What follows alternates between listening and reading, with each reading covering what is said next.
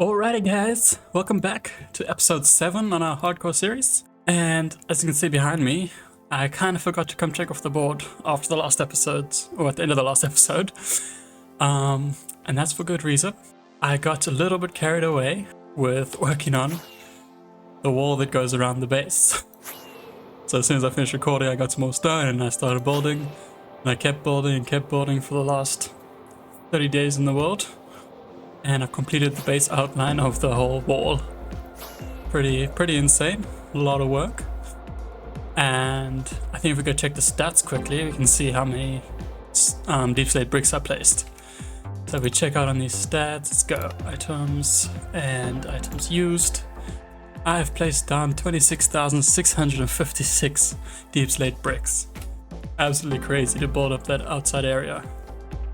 But yeah, so let's quickly mark off this for the last episode, and then I'm gonna quickly go and get all the things I need to set up for this episode. Alright, so for this episode we are going to be building a netherwart farm. I've just got a budget here to visualize that because I don't have any netherwart yet, and also a basalt farm.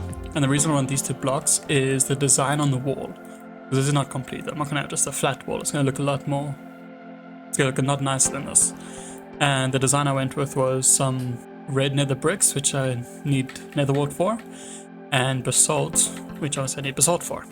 So I'm gonna build two farms for those guys, and then after that we're gonna do a little bit of redstone work by building some automatic doors for the entrances. So like some portcullis gates, like that one short I posted. I kind of designed it for this wall. So I'm gonna plan out some entrances around the wall, and then build those gates in there so that we can properly mob proof this whole area. It does remind me though, before we do the last thing, I want to light up this area as well.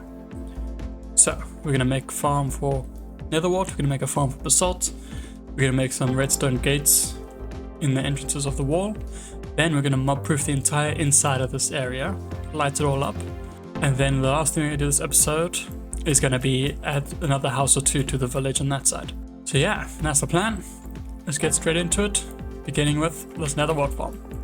Yeah, whilst I'm collecting the items for the things, you can enjoy this little time lapse of me building up that whole massive wall around us right now. And then I'll catch you guys once I've collected everything.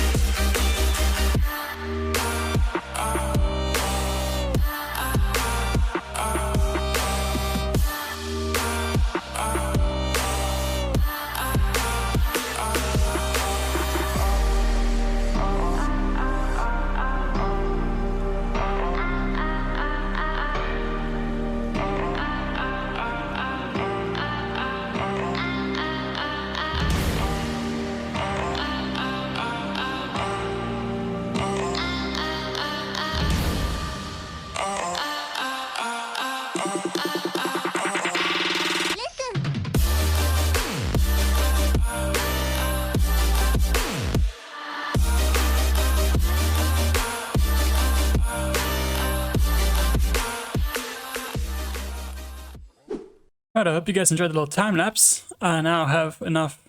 I've got all the resources I need for both the netherwart farm and the basalt generator. I'm debating of where I should build it. The basalt farm works a lot better in the nether because the lava flows much faster there, which replaces the blocks a lot quicker. But the netherwart doesn't really matter so much. I don't know how much time I'll be spending up there in the nether. So I'm probably just going to make the netherwart farm here in the wall, and then this one I'll get bought on the nether roof at some point. Yeah, let's get straight into those builds.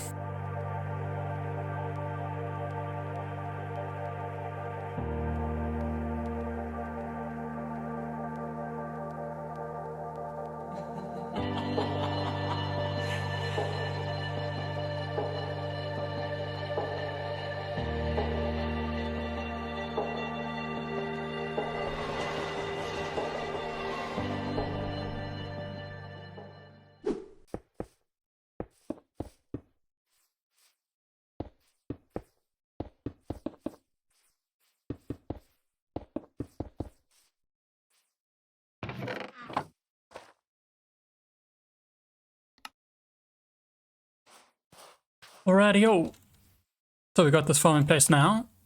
It's a pretty simple design. Just some soul sand above rails, and the rails have minecarts in them, hopper minecarts. And once all this stuff is fully grown, I'm going to come through with my fortune hoe, because fortune does affect these netherwart.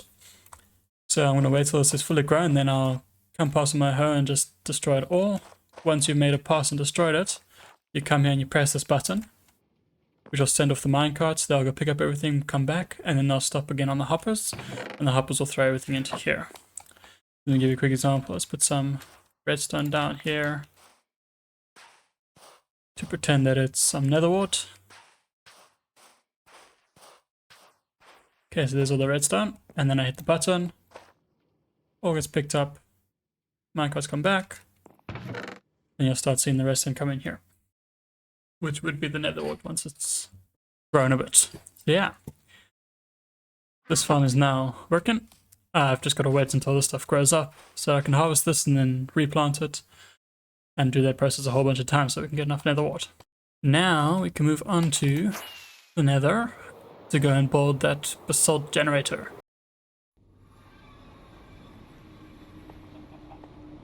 Right, so for the basalt generator, I'm just going to build it up here on the nether roof, so there's no mobs spawning in the way and that the lava can flow very fast. And I think I'm just going to build it like right over here. So let's grab all our items. Let's get started. The first thing I'm going to do is put down a bunch of chests. This will be the storage for the basalt generator. Into these guys, we'll have to put some hoppers to transfer all the blocks from the top into there. And on top of the hoppers, we're going to put some rails. Then we need to make sure that these the minecarts in here don't fall off the edges, so we're going to pop down some blocks. And then we're going to place down a bunch of these minecarts. Once they're all stacked in here, there won't be any space for anything else. There we go, let them spread out evenly. Cool. Then on top of this, we're going to put our soul soil. And I'll explain to you why in a bit. Come on. Yes, the soul soil is down. And we can surround this with some building blocks.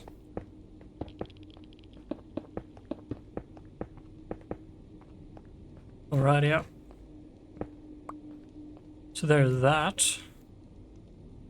Now we have plopped down some dispensers, one not that way. One like that, and then one over there. Don't need this block. Or this block anymore. And now we're just going to quickly fill in the sides. Oh dear. Almost stay here. This one needs to go one step out. There we go. So the lava can flow nicely. Right, let's break that again. This one we don't need. We'll need one up here. Yeah, bring this over. One there. This over. These two.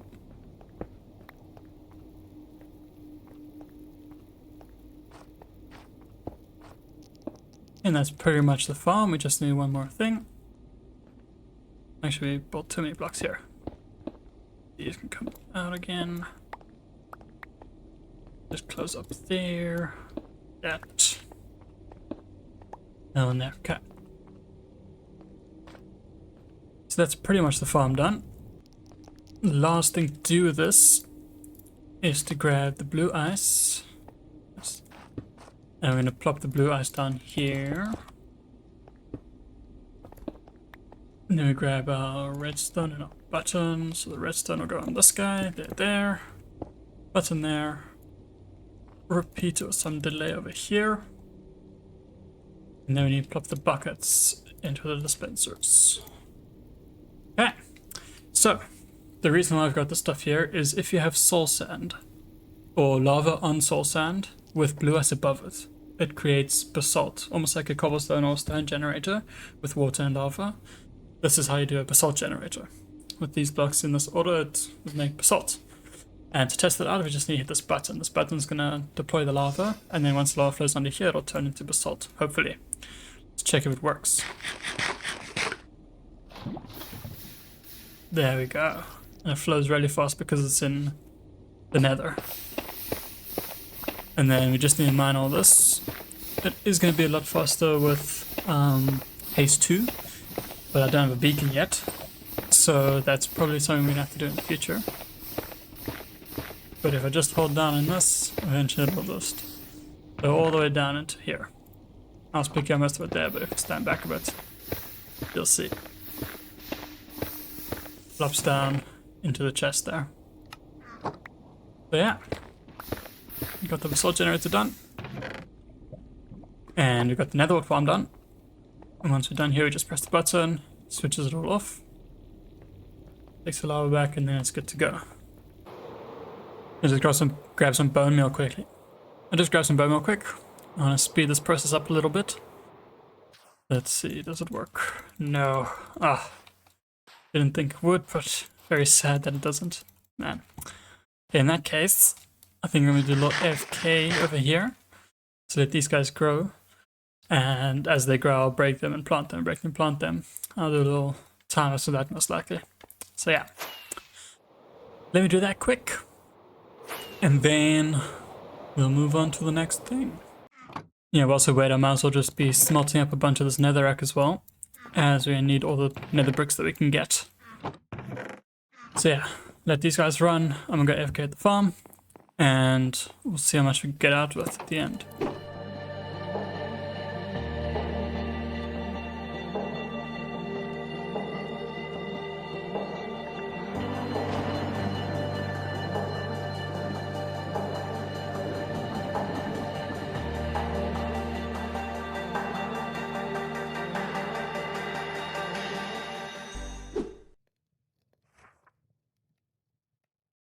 Yeah, so now that we've completed our first harvest of the netherwart, and that stuff's all in the chest and it's growing again for a second run, I want to go out and plan where I want more of these entrances to be.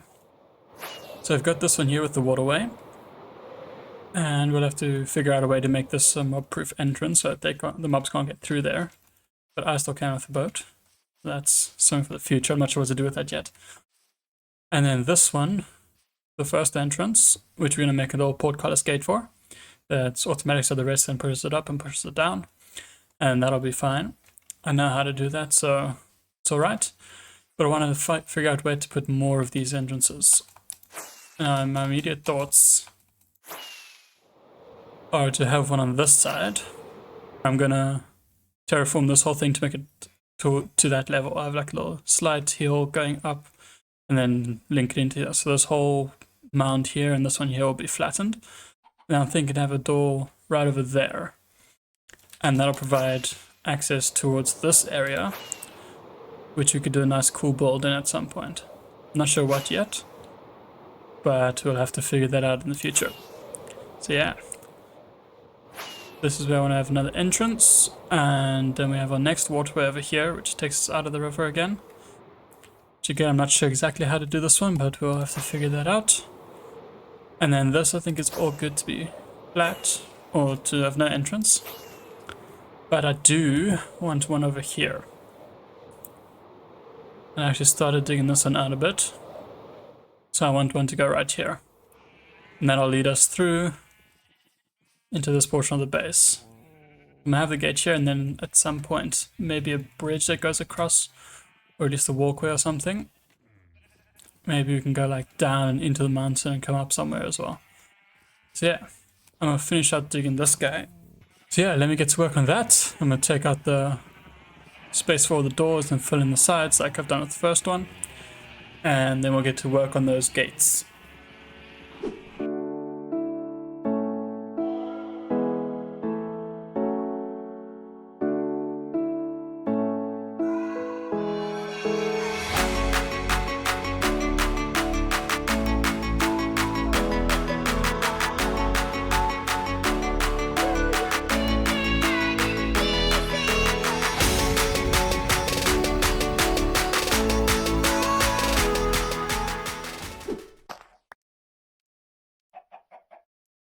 Okay, so we got this next door in place, or the next gate, should I say. That's in place there. We can terraform a bit of that and then build our portcullis gate there as well. So now there's 1 and 2 on this side. There we go. But in order to get this next one in place, and I might want to put one in between as well, but I'll think about that a bit. But in order to get this one in place, we now have to do a little bit of terraforming here. So what I'm going to start off with is just taking out all the dirt. Then taking it down to this layer about.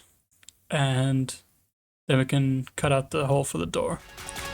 Let's do that.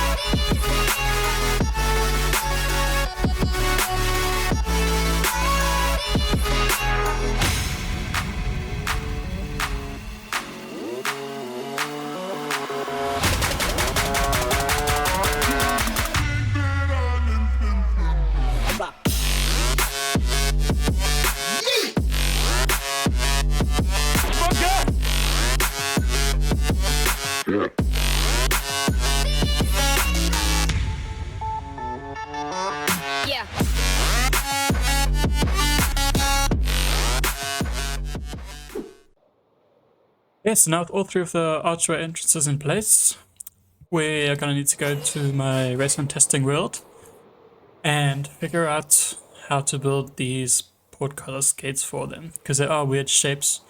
This one's nice and flat, so that'll be the easiest one. Then you got this one over here with 3 different splits, and that one has I think 4 splits. So it's going to be quite interesting to try and figure out how to do that. But that's what I'm going to do now quickly. Once that's done, we'll go collect all the resources that we need. And then we'll get straight into building them. So yeah, let's head over to that redstone testing world. Alright, so here in the world I've got the 3 different shapes built up. And yeah, it works pretty well. So these 2 buttons are the opening buttons. So I press this guy, it opens. And these 2 are the closing buttons. After I press him, he closes it. And the same on this side. Show you guys that it works. There we go. So how this is working is these buttons are connected up to this redstone line on both sides. And this observer detects when the buttons are pressed and sends a pulse through here, which activates this double piston extender, which goes twice. It goes once when the buttons open, and again when the button closes. Yeah, that opens the gate and then pulls the blocks back down. This side is connected up to this redstone line, which activates this 0 pulse generator. And that swaps this block. It pushes the block out 1 tick, and then the next time I press the button, it pulls the block back in. And that sends an update up the scaffolding, which is detected by this dude, who I've extended the pulse of to push down these pistons. So they activate this one first with this redstone line, and once that's extended, this redstone line activates the next piston, which pushes the blocks down twice. Yeah, and you can see that working. There we go. Okay. So this is the system I'll put in place for all of them. But on these guys, all I did was the basic proof of concept, because I had to do a little extra with these angles.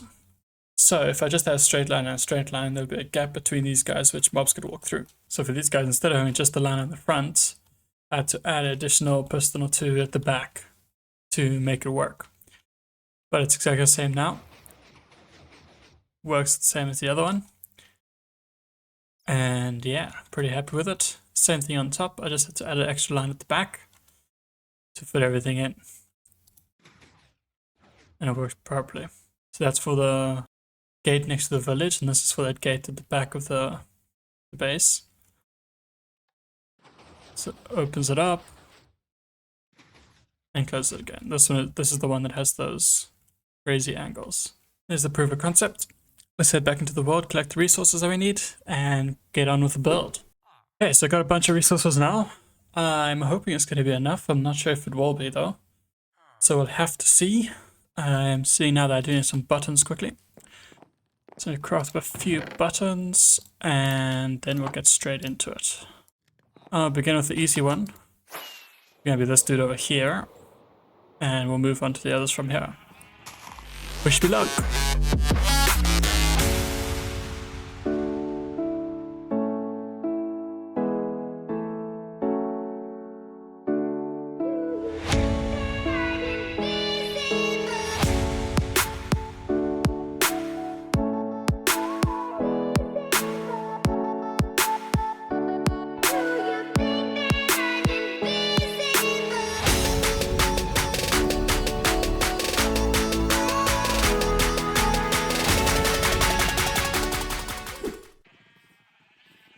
Here's the base layer for the first one. Let's see if it works.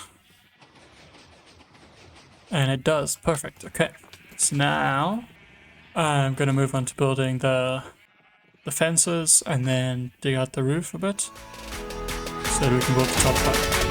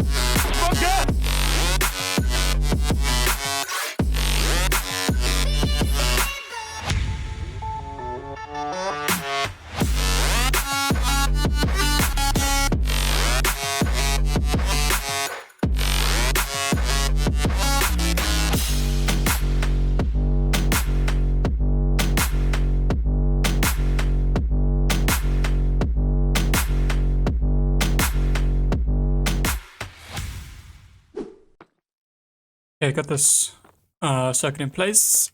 Let's quickly find out if it's working. This should push it down. But it doesn't. Oh, there we go. That worked. Let's try this again. Open up. Close. There we go. Let's try the other side. Open up again. How about... this one's not gonna work because it's too low as well. Fix that quick.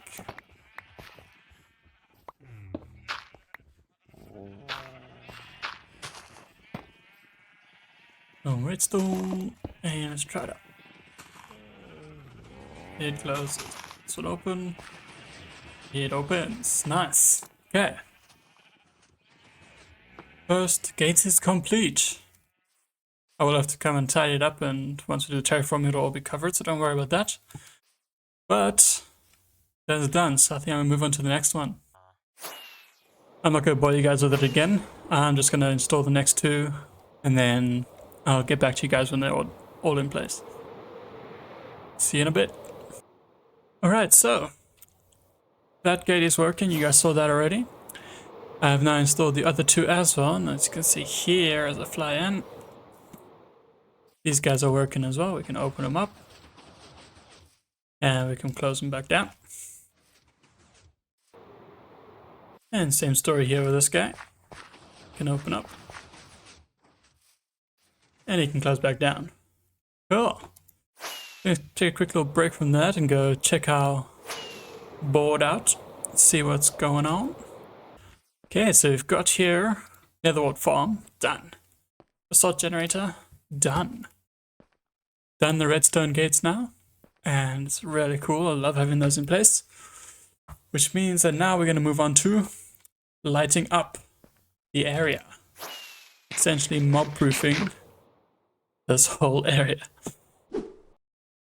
Alright, so between glowstone and jack-o'-lanterns, you could use either one.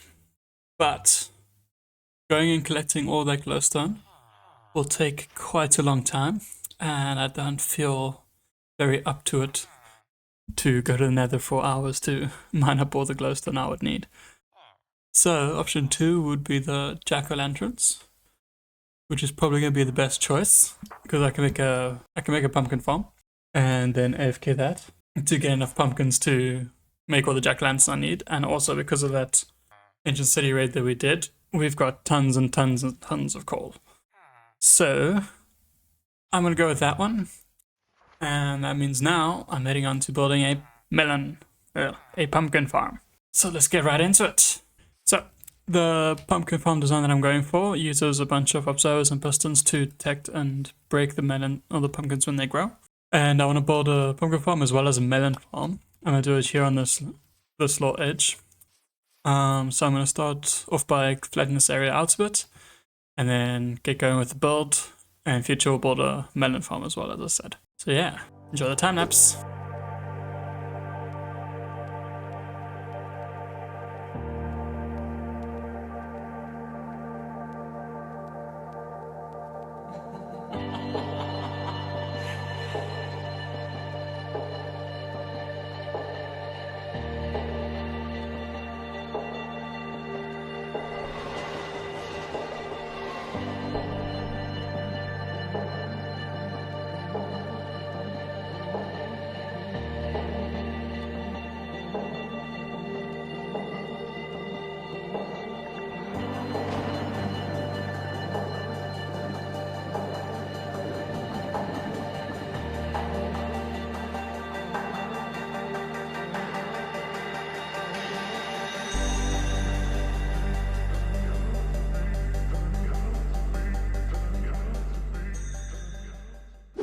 Okay, we got the pumpkin farm in place.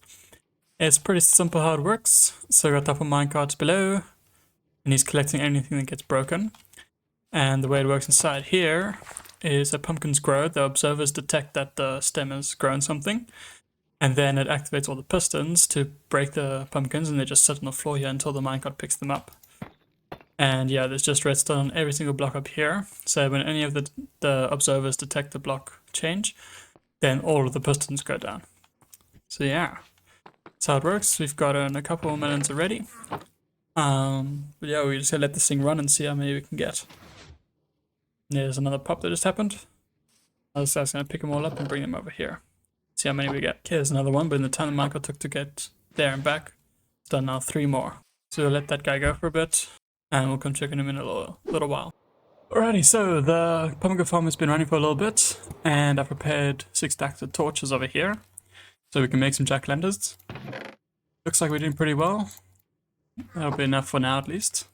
I'm debating whether or not this will be enough for the whole area, but we'll find out. And then following this, we've got very little time left in the episode. So what I'm going to do is we're going to light up the area, and then we'll move the villager building, or the village builds, over to next episode, because otherwise this one's gonna be very long. So yeah, let me get to the lighting up. First, we gotta carve all these pumpkins and turn them into jack-o'-lanterns. Then we can place them all around. So let me do that quick, and I'll see you guys in a bit. We got quite the view from up here. Base is on to get out of render distance, we're so high. Crazy stuff. And that is build limit. It's the first time I've been up here since the height changed in Minecraft. I think it was 1.18. Pretty cool. Now what I'm hoping is that if I put the shears here and hold an axe, if I just hold both of the buttons down, should be able to carve them and harvest them pretty quickly.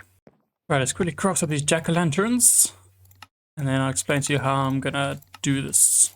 I think I want to start off here by the village, and the first things I want to do is all the flat areas, just to make sure that these flat areas are spawn proof, and then we can get into more complicated spots like these cracks in the hillsides, because if I just place a pumpkin down, it's going to be exposed on the side.